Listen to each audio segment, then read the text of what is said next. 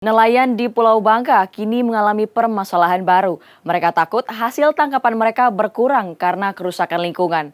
Pasalnya, kini penambang telah menargetkan laut karena sumber tambang di darat telah mulai habis.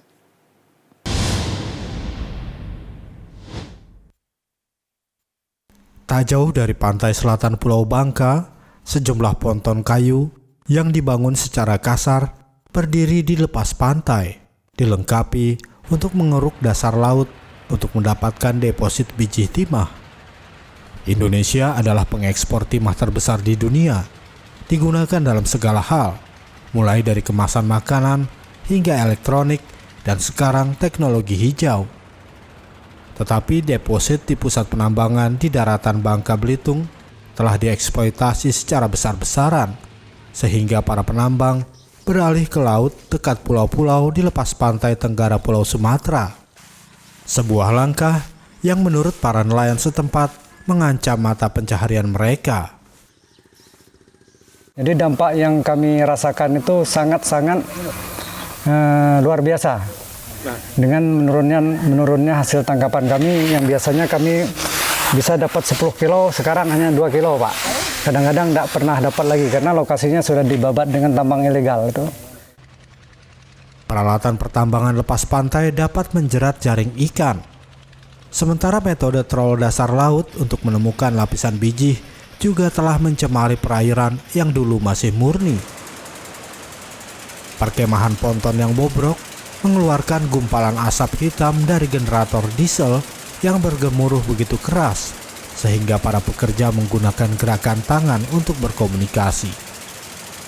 Setiap ponton diawaki oleh 3 hingga 4 pekerja, menggunakan pipa yang panjangnya bisa lebih dari 20 meter untuk menyedot pasir dari dasar laut, kemudian diayak untuk menjebak pasir hitam berkilauan dari biji timah. Salah seorang penambang, Hendra 51 tahun, mengoperasikan 6 ponton dan termasuk di antara banyak penambang rakyat yang bermitra dengan perusahaan negara PT Timah, sehingga mereka dapat beroperasi di konsesi perusahaan. Dia bekerja di pertambangan selama lebih dari 1 dekade dan pindah ke pekerjaan lepas pantai sekitar setahun yang lalu. Kalau di darat ini, Bu, kadang lokasinya susah juga, tapi kadang penghasilnya kurang sekarang, Bu. Jadi beralih ke laut lagi. Cadangannya nggak ada lagi, Bu. Para penambang dibayar sekitar 70.000 hingga 80.000 per kilogram pasir timah yang mereka tambang dengan ponton yang menghasilkan sekitar 50 kilogram sehari. Penambang timah telah meningkatkan produksi dari laut. Data perusahaan menunjukkan cadangan timah terbukti di darat tahun lalu adalah 16.399 ton, dibandingkan dengan 265.913 ton di lepas pantai. Sementara di darat di beberapa bagian Pulau Bangka Belitung, dampak penambangan timah telah meninggalkan lanskap bulan berupa kawah dan danau Pirus yang sangat asam. Pihak berwenang secara sporadis menindak industri ini, khususnya penambangan ilegal. Sementara cadangan yang tersisa di darat seringkali sulit diakses atau membutuhkan mesin yang lebih besar untuk dieksploitasi. 20 tahun terakhir inilah ya, pertambangan yang tidak memiliki izin ini kan marak terjadi, baik itu di darat maupun lautnya.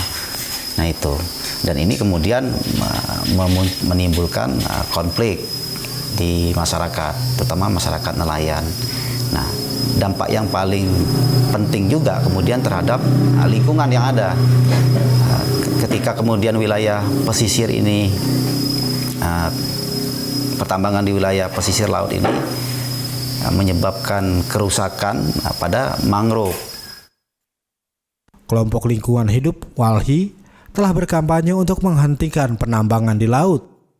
Meski demikian, iming-iming kenaikan harga timah tetap ada. Amri, seorang penambang ilegal, mengatakan dia memulai kembali operasinya setelah jeda 14 bulan ketika harga timah naik karena pasukan global yang lebih ketat. Semboyan saya ini kalau saya bekerja selagi ada aktivitas itu ada harapan, Bu. Karena tanah Bangka ini tanah surga. Ya, seperti kayak itu. Asal ada pasir, itu ada timah. seperti itu. Dalam sebuah pernyataan, PT Timah mengatakan pihaknya berkomunikasi dengan komunitas nelayan untuk meningkatkan hasil tangkapan mereka. Mereka juga mengatakan telah membangun terumbu buatan untuk membantu mengisi kembali laut sesuai dengan peraturan. Dari Pangkal Pinang, Bangka Belitung, kontributor Nusantara TV melaporkan.